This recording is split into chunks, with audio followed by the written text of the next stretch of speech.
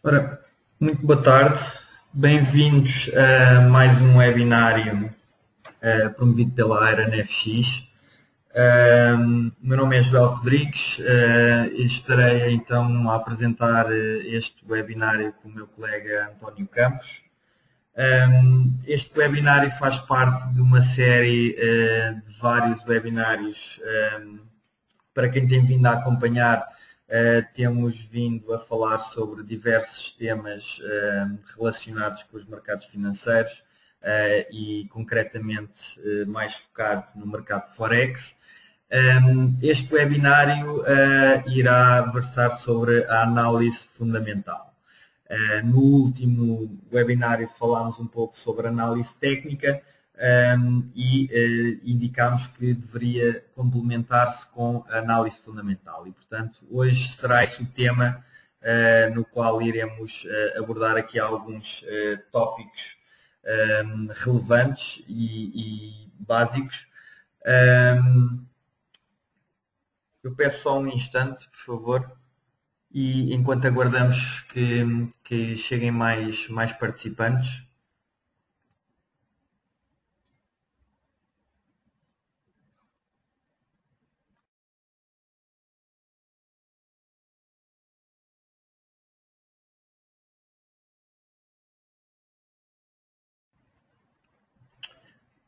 Ora, eu pedia-vos só o favor de, na parte das questões,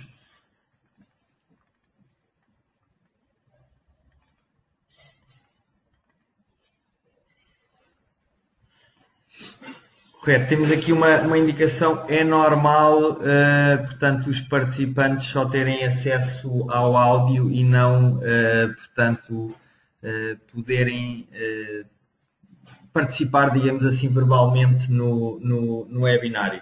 Eu agradecia só que todos, portanto, respondessem na parte das questões, se estão a conseguir ouvir em condições.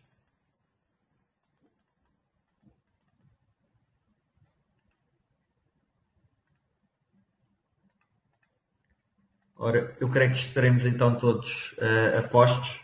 Vamos dar então início.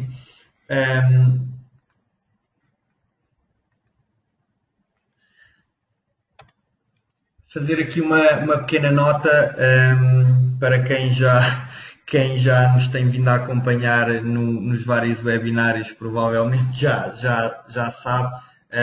No entanto, portanto, agradecemos que, apesar do webinário posteriormente ser disponibilizado, portanto, através de um link do vídeo de YouTube, para que o possam rever e consultar conforme pretendam, este documento é considerado confidencial e, portanto, não permitimos que seja divulgado a entidades terceiras sem autorização prévia da Iron.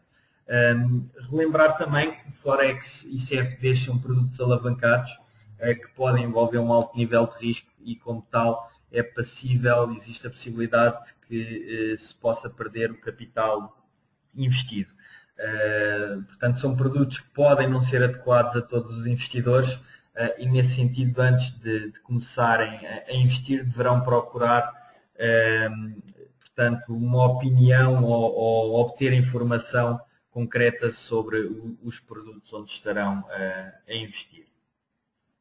Análise fundamental. Como referimos, portanto, no último webinário, a análise fundamental caracteriza-se essencialmente pela análise de fatores macroeconómicos que não só influenciem a economia, mas possam ter também repercussões nos mercados financeiros e, concretamente, no mercado Forex. E o que é que pode constituir, portanto, quais são os elementos da análise fundamental? Podem ser fatores políticos, fatores socioeconómicos ou alterações às taxas de juros. Este tipo de análise é relevante na medida em que pode nos permitir identificar condições que sirvam para quebrar a tendência que está a vigorar no mercado naquele preciso momento e pode-nos fornecer também um melhor entendimento sobre o que está a acontecer nos mercados. Isto pode ser particularmente útil para tentar efetuar previsões de longo prazo das tendências nos movimentos dos ativos financeiros. O que é que devemos então analisar e quais são as entidades relevantes na análise fundamental? Antes de mais, e como principais entidades, temos os bancos centrais. Temos aqui algumas siglas, portanto, o ECB, as siglas estão em inglês, mas são referentes ao Banco Central Europeu, à Reserva Federal Americana, ao Banco de Inglaterra, ao Banco do Japão, ou, por exemplo, ao Banco Central Australiano.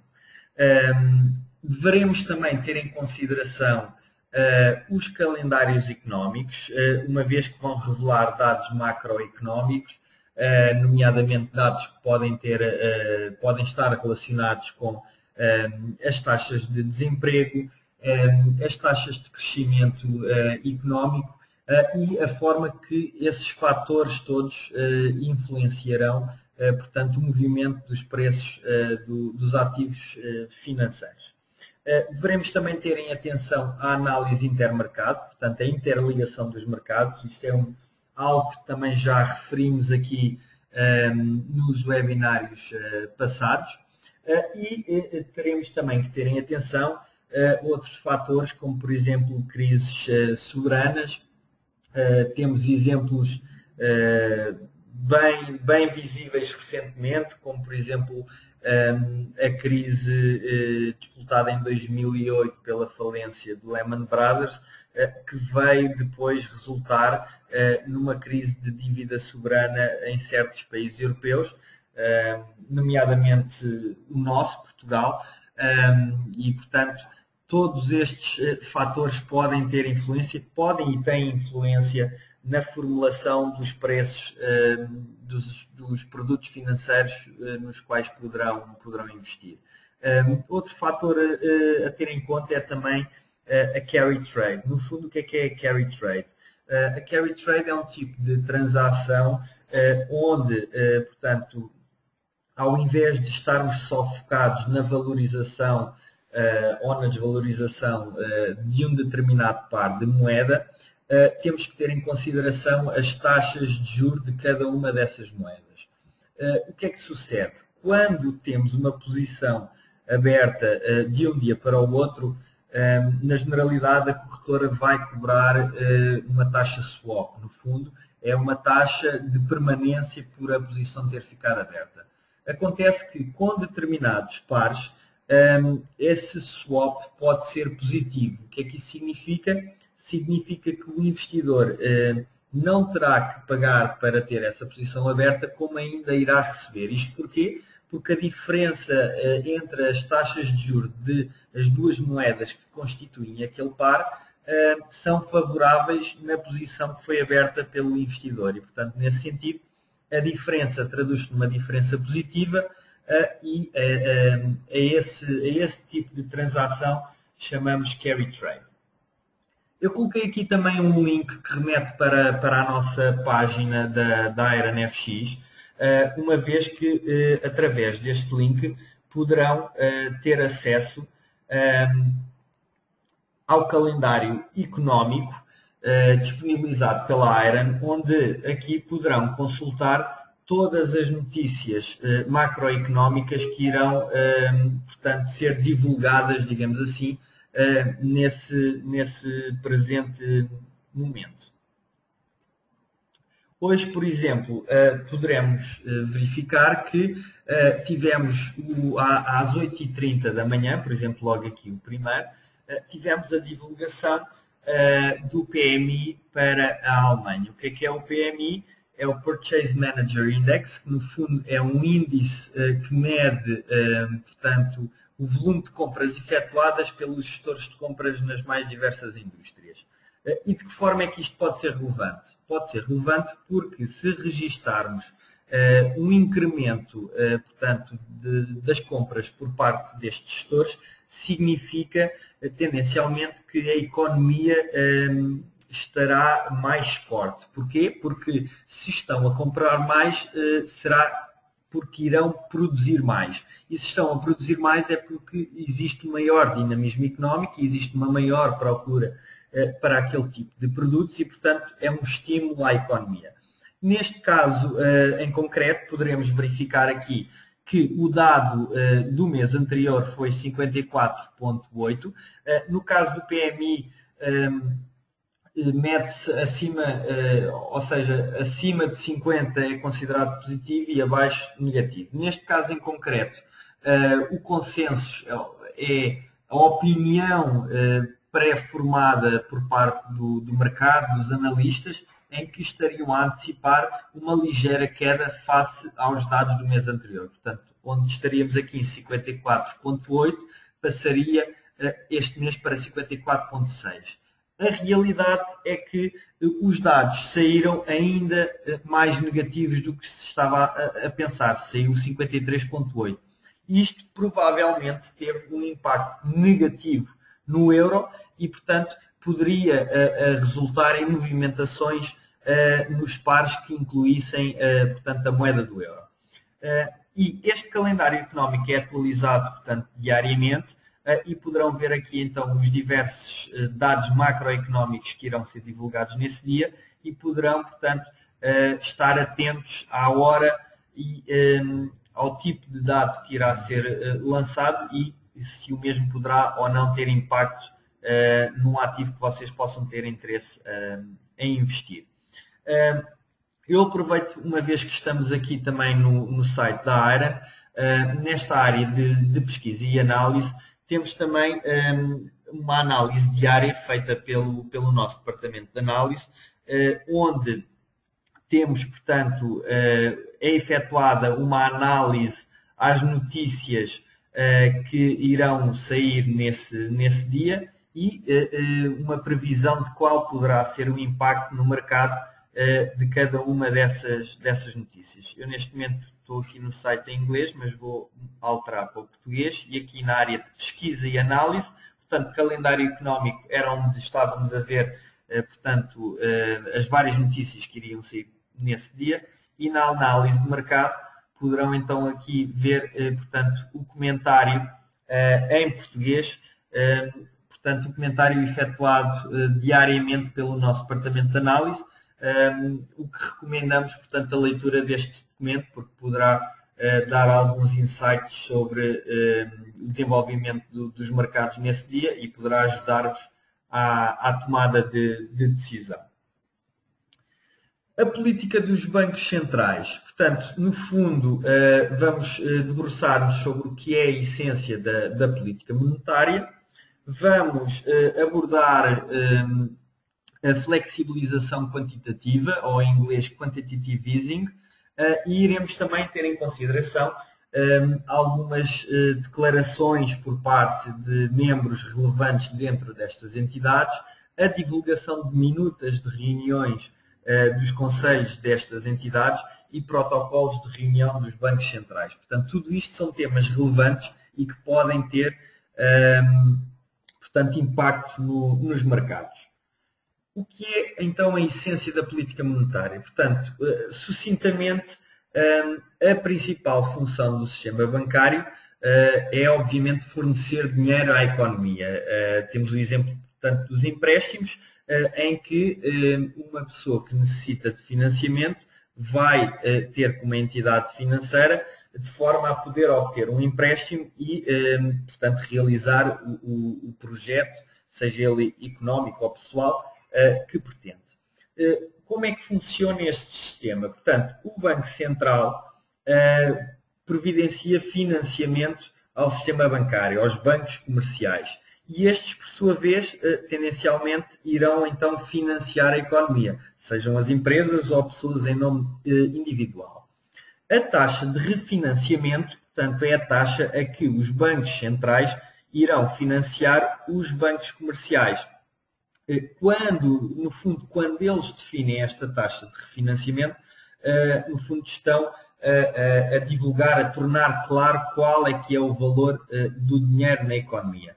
E, portanto, alterações a esta taxa de refinanciamento irão ter impactos diretos na economia e, consequentemente, irão também ter impactos diretos nos mercados. Quais são aqui as duas grandes correntes a nível de política monetária por parte dos bancos centrais? No fundo, temos dois cenários possíveis. Um cenário negativo, onde existe uma recessão económica, portanto, a economia não está a ser capaz de produzir de forma positiva e, nesse sentido, estará a contrair. E o que é que o Banco Central tendencialmente irá efetuar? Irá reduzir a taxa de juros, portanto, no fundo é reduzir o custo do dinheiro na economia e, desta forma, injetam dinheiro para a economia. Ou seja, uma vez que é mais barato obter dinheiro, os vários agentes económicos terão maior facilidade em conseguir obter esse dinheiro, seja através de créditos pessoais, créditos imobiliários, créditos automóveis, mas, portanto, o custo de todos esses empréstimos será mais barato. E isto para tentar estimular a atividade económica e evitar a deflação, ou seja, a estagnação dos preços, ou do índice geral de preços ao consumidor. Desta forma, uma vez que o dinheiro, e aqui com um exemplo muito prático, vamos imaginar que um empreendedor tem um novo projeto e pretende obter financiamento para desenvolver esse projeto. Se o dinheiro estiver mais barato, provavelmente ele vai conseguir mais facilmente esse crédito, logo vai iniciar esse projeto económico e, hipoteticamente, poderá até gerar postos de trabalho que, por sua vez, vão gerar receita fiscal, vão gerar um maior poder de compra por parte dessas pessoas, que, por sua vez, irão gastar mais dinheiro e, dessa forma, como um todo, desenvolver e estimular a atividade económica nesse país ou nessa zona. Temos, então, o inverso, que é numa fase de crescimento económico, onde existe o risco de inflação, ou seja, a subida generalizada dos preços, mas de forma descontrolada, o que é que os bancos centrais tendencialmente irão fazer? Irão aumentar as taxas de juros, de forma a que o custo do dinheiro seja superior e, dessa forma, irão conter o desenvolvimento económico e, principalmente, irão conter a inflação. Uma vez que o dinheiro está mais caro, entre aspas, as pessoas tendencialmente irão, por um lado, procurar poupar o máximo possível e, por outro, gastar o mínimo possível. E, uma vez que as pessoas irão gastar menos, os preços tenderão a não subir de forma geral e, portanto, controlar esta inflação. E estas são os dois grandes cenários onde existe atuação por parte dos bancos centrais. Uma recessão ou o crescimento económico. E qual é que é, portanto, os efeitos diretos? Conforme eu tenho revelado, relativamente à diminuição das taxas de juros, portanto, considera-se isto um alívio da política monetária, logo os empréstimos são mais baratos, como eu afirmei, e irá estimular o consumo e a atividade empresarial. Isto vai também resultar numa queda das taxas de juros nos depósitos e obrigações, ou seja, os ativos onde as pessoas normalmente efetuam as suas poupanças vão ter uma taxa de remuneração inferior. Isto significa que as pessoas irão procurar outras formas de rendimento e, dessa forma, existe uma impulsão, um crescimento no mercado interno de ações. Isto irá resultar também, obviamente, num incremento da inflação da economia. Conforme eu indiquei, se as pessoas têm mais facilmente acesso a dinheiro, irão gastar mais, logo os preços irão subir de forma generalizada. Isto existe, em última instância, pode ter o risco de resultar numa bolha. Já todos nós ouvimos falar neste conceito, uma bolha que pode, por vezes, ser uma bolha imobiliária, ou seja, a subida generalizada de ativos imobiliários onde já não existe uma correspondência direta ao valor daquele ativo, mas existe uma grande componente de especulação. E, obviamente, isto pode ter toda esta diminuição das taxas de juros e aumento do consumo interno tem um efeito negativo na moeda. Porquê? Porque revela sinais de fragilidade da atividade económica. E como os investidores, os mercados, verificam que aquela economia está mais débil, obviamente irá existir, portanto, um efeito negativo na moeda daquele país ou daquela zona. Neste caso em concreto onde nos encontramos, verificámos nestes últimos 2, 3 anos que isso aconteceu relativamente ao euro. Por outro lado, o efeito inverso, então, é o aumento das taxas de juros, chama-se isto um aperto da política monetária, e isto irá resultar num aumento dos custos de empréstimos, portanto, limitando a atividade empresarial na economia, uma vez que o acesso ao crédito está restrito, é mais difícil aceder a esse crédito. Nós temos exemplos muito concretos na nossa economia em Portugal nos últimos 2, 3 anos, onde diversos agentes económicos se queixaram, portanto, que existe uma grande dificuldade no acesso ao crédito, e isso resulta numa estagnação económica. Obviamente isto coloca pressão no mercado interno de ações.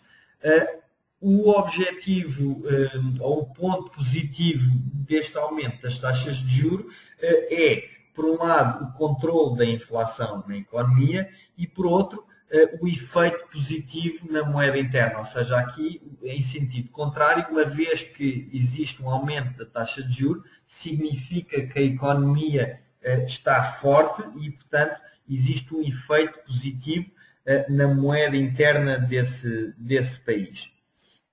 O António agora irá-nos aqui demonstrar, então, alguns casos onde podemos verificar essas oscilações nas taxas de juros de diversos bancos centrais. Pois bem, como nós podemos visualizar nestes 4 exemplos de taxas de juros, desde a taxa de juros do Banco Central Europeu, a taxa de juros do Japão, da Suíça e dos Estados Unidos. Um exemplo prático e simples, principalmente aqui a nível das taxas de juros dos Estados Unidos, desde que ocorreu a crise em 2008, assistimos a uma drástica redução dessa mesma taxa de juros, de forma a estimular a economia. O mesmo se pode visualizar a nível do Banco Central Europeu, que poucos meses depois de ter afetado os Estados Unidos, a Europa também foi contaminada com essa mesma crise. O mesmo acontecendo com os restantes países, como nós estamos a visualizar, desde Suíça e o próprio Japão. Cada um, à medida que a crise se ia espalhando a nível mundial, teve consequências a nível das taxas de juros, de forma a impulsionar, de forma a estimular a economia para possíveis crescimentos no futuro. A nível da política monetária e mercado forex. Neste campo eu vou-vos falar aqui que qualquer indício, desde rumores, os próprios anúncios de líderes, presidentes dos bancos centrais europeus, presidentes dos próprios países, dados macroeconómicos importantes que mensalmente saem, qualquer este tipo de indício é um possível aperto da política monetária, pode ter um efeito de suporte à moeda.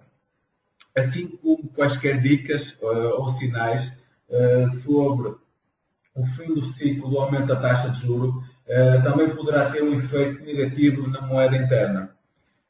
Por isso mesmo é que se costuma dizer que deve-se comprar nos rumores e vender nas notícias. É claro que isto não se aplica literalmente. E desta forma, nós temos aqui um exemplo, pequeno exemplo, que é a nível das conferências de bancos centrais, neste caso Banco Central Europeu, que ocorre na primeira semana de cada mês e que vocês podem acompanhar em direto através do próprio site do Banco Central Europeu. De seguida, eu vou-vos mostrar em termos gráficos como é que esta pequena frase de comprar nos rumores e vender nas notícias se aplica. Como nós podemos visualizar neste gráfico, surgiram rumores sobre um possível aperto do Fed e quando esses rumores surgiram, verificou-se de imediato o mercado a reagir, neste caso com uma valorização do dólar face ao euro. Este movimento foi um movimento que antecipou o anúncio do mês desta mesma notícia, que ocorreu cerca de 6 meses após estes rumores, sendo que quando esta notícia saiu para o mercado, praticamente o mercado não se moveu, porque já tinha ocorrido esse movimento, já tinha antecipado esta mesma notícia e desta forma pouco ou nada se alterou. É claro que estamos a falar em termos de períodos de velas semanais e, como é óbvio, cada vela tem o seu valor. Mas em relação ao que ocorreu desde os rumores até à saída da notícia, praticamente não teve impacto neste mesmo mercado. Outro impacto que tem é a nível das conferências do Banco Central Europeu, tal como já foi referido. E neste caso estamos a visualizar um gráfico de 4 horas do euro-dólar. Isto ocorreu durante uma conferência de imprensa do Banco Central Europeu, onde foi mencionado que o Banco Central Europeu iria estar mais vigilante, mais atento à inflação. Mal esta notícia, mal foi comunicado este acontecimento, houve de imediato reação no mercado, valorizando o euro face ao dólar em cerca de 200 pips, talvez um pouco mais. Basta, isto aqui são apenas pequenos exemplos dos impactos que a notícia, a análise fundamental tem no mercado e como eles se vêm reagindo consoante também a importância que essa mesma notícia tem para o mercado, tem para a moeda e mesmo em diferentes time frames, como podemos visualizar. A nível da flexibilização quantitativa, eu vou apresentar aqui o exemplo dos Estados Unidos, em que após a crise que ocorreu em 2008, existiu compra de títulos por parte dos Estados Unidos e a compra de títulos, desde títulos de hipotecas, obrigações, no balanço do Banco Central. Ao comprar ou vender estes ativos financeiros, o Banco Central poderá aumentar ou diminuir o fornecimento de dinheiro ao sistema e desta forma impulsionar o seu crescimento ou diminuir, consoante a situação em que se encontra.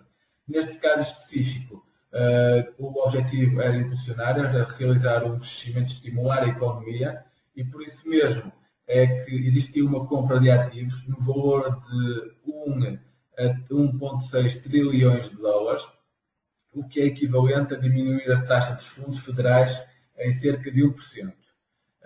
A nível dos Estados Unidos ocorreu em 2 períodos, desde dezembro de 2008 a março de 2010, onde foi investido 1,7 trilhões de dólares, enquanto que no segundo período, que decorreu de novembro de 2010 a junho de 2011, o investimento foi de 0,6 trilhões de dólares.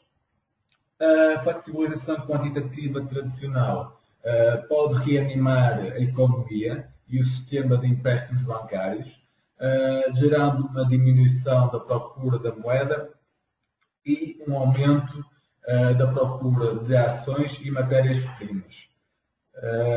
Tal como foi afirmado, o objetivo é estimular a economia e desta forma existe uma desvalorização da moeda e então os investidores refugiam-se naqueles que são considerados ativos de refúgio. Neste caso são as ações e as matérias-primas. Bom, só acrescentar aqui é esta última parte, que uma outra hipótese relativamente quando existe este tipo de medidas por parte dos bancos centrais e se gera uma diminuição da procura daquela moeda e um aumento por ações e matérias-primas, pode-se também ter em consideração quando pretendemos investir em ações de um mercado que tem uma divisa diferente da nossa. Neste exemplo que o Carlos estava a referenciar, e bem, existe um aumento interno por parte, neste caso, de investidores americanos por ações e matérias-primas, mas também poderá existir um incremento de interesse por parte de investidores internacionais em que poderão adquirir ações americanas a um preço mais competitivo, chamemos assim, isto porque como o dólar desvalorizou, a moeda base do país de cada um desses investidores terá ganho face ao dólar e, portanto, o preço nominal de cada ação tendencialmente será diminuto e, portanto, poderá também aumentar aqui a procura por parte de investidores internacionais dessas ações e desses ativos. A nível de conteúdos, este webinário foi um pouco mais curto do que os restantes, mas, portanto, as ideias-chave aqui relativamente à análise fundamental também são um pouco mais simples e devemos ter sempre em atenção que a situação ideal será, portanto, complementar os dois tipos de análise. Nós verificamos também no webinário passado a percentagem de investidores que utilizam apenas análise técnica, a percentagem de investidores que utilizam ambas as análises, que seria a maioria, e a percentagem de investidores que utiliza apenas análise técnica, fundamental, peço perdão. Essa percentagem era muito diminuta e isso tem uma razão de ser. É porque nem sempre a divulgação das notícias de dados macroeconómicos tem um impacto direto e lógico na flutuação dos mercados. Isto muitas vezes tem a ver com atividades especulativas por parte de determinados investidores e, portanto, o facto de sair um dado positivo economicamente, por exemplo, para o euro, não é condição sine qua non que o euro irá valorizar. Tendencialmente será isso que acontece, mas devemos procurar sempre corroborar este tipo de notícias com a análise técnica. E devemos ter também em atenção, portanto, que por vezes, quando efetuamos a nossa análise com base na análise técnica, teremos que ter em atenção que no período onde estamos a negociar poderá existir uma divulgação de algum dado macroeconómico e que isso poderá ter um forte impacto na nossa análise e, em última instância, nos nossos lucros ou perdas. E, portanto, devemos ter sempre em atenção, quando estamos a entrar no mercado, se irão existir ou se está planeada a divulgação de algum dado macroeconómico, de forma a que possamos efetuar, portanto, uma gestão de risco mais cautelosa e mais consciente, tendo também então atenção a todos esses fatores macroeconómicos. Eu gostaria agora de saber se alguns dos participantes têm alguma questão que nos queira colocar relativamente aqui à apresentação do webinário.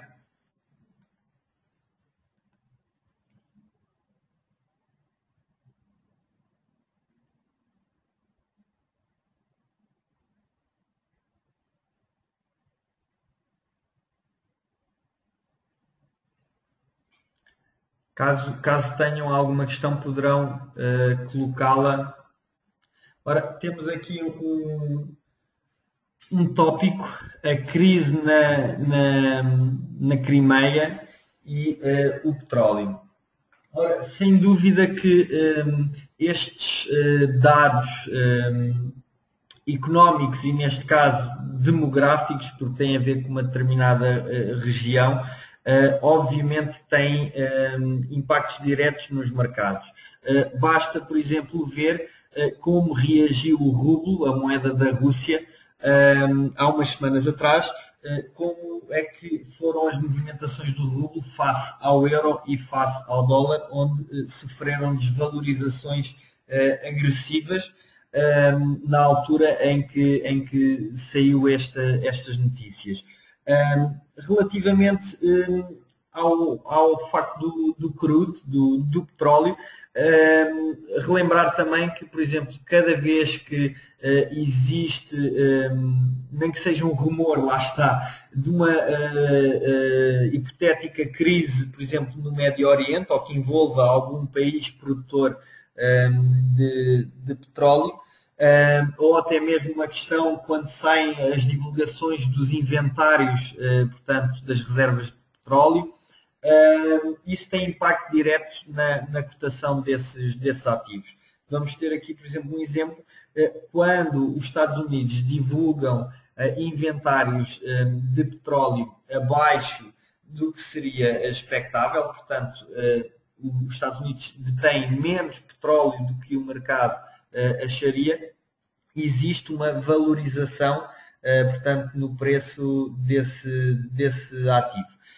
Lá está, nem sempre existe uma correspondência direta, mas tendencialmente quando existem determinados problemas com países produtores, tivemos os casos, por exemplo, portanto, quando foi das várias guerras no Iraque, onde existiu uma intervenção dos Estados Unidos, os preços do petróleo subiram vertiginosamente. E, portanto, existe de facto aqui uma ligação direta a crises demográficas ou a fatores socioeconómicos de uma determinada região e depois os ativos financeiros.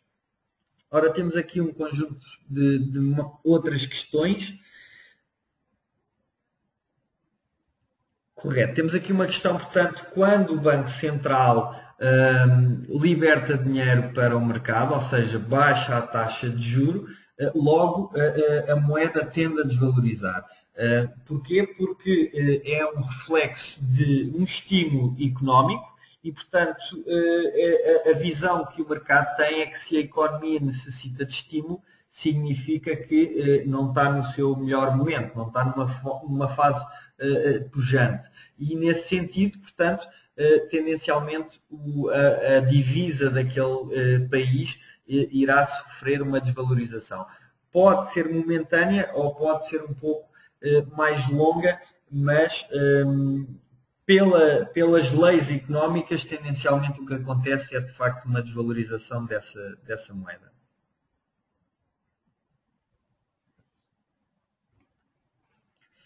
Temos aqui uma outra questão sobre quais são os bancos ou economistas no mercado que são formadores de opinião no Forex. Temos, por exemplo, o George Soros, é um caso de um investidor em nome individual, mas que neste caso é ele próprio um formador de opinião. Verificámos recentemente, portanto, um caso onde o George Soros disse que o iene japonês iria desvalorizar no início do ano, investiu uma quantia exorbitante nessa desvalorização, estamos a falar de sensivelmente 500 milhões de dólares, e de facto o mercado, de forma consciente ou não, mas o mercado reagiu a essa aposta de George Soros e o iene desvalorizou mesmo.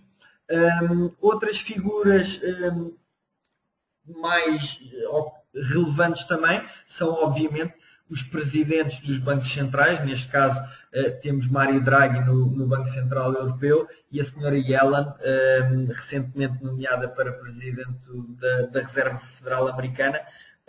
Como o Carlos mencionou, portanto, durante a apresentação, sempre que existem conferências de imprensa, normalmente existem grandes flutuações no preço dos ativos.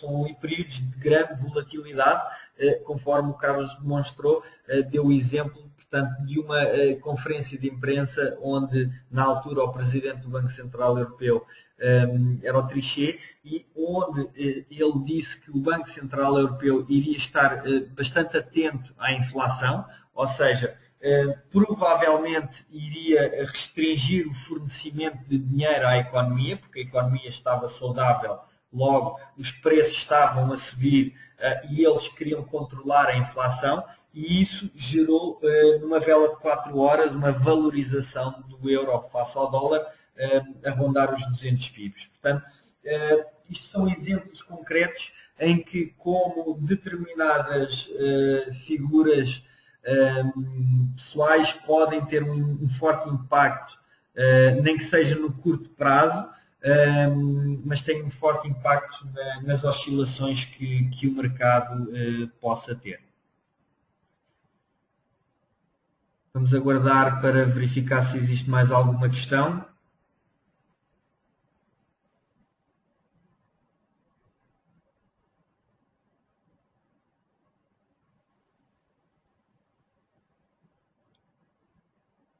Ora, uma vez que não existem mais questões, eu gostaria de relembrar, portanto, que estamos no decorrer de uma série de webinários. Caso pretendam ter acesso aos webinários passados ou a este, poderão fazê-lo enviando-nos um e-mail ou pedindo aos vossos gestores de conta. Está aqui mais algumas questões. Ora, se é possível operar apenas com análise fundamental. Como eu referi há pouco, idealmente deverá ser complementada com análise técnica. Obviamente que depende do tipo de análise que pretendemos fazer, depende do ativo onde investimos, do período onde negociamos, mas não sendo uma resposta taxativa, mas eu aqui aconselharia a complementar, portanto, a análise fundamental com a análise técnica. Mas isto aqui, refiro, é uma opinião pessoal, não existe nenhuma regra que diga que não se pode negociar apenas com análise fundamental. No entanto, poderemos estar a descurar um pouco outros fatores que também influenciam o mercado e, portanto, a tomar decisões de entrada ou de saída, por vezes não bem formadas.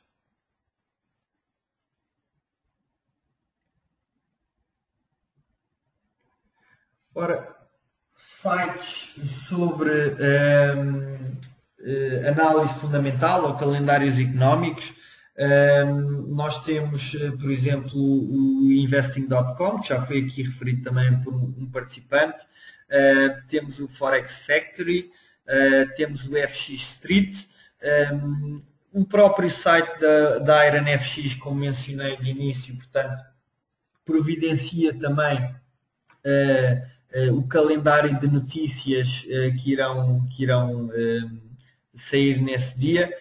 Temos também o Market Watch, obrigado Rafael, que já me estava a esquecer desse. E, portanto, destes sites que mencionei são normalmente os mais rápidos a divulgar os resultados desses dados macroeconómicos e, portanto, deverão ser esses que irão seguir. Relativamente a outros webinários, como eu estava a dizer, o próximo será daqui a 15 dias.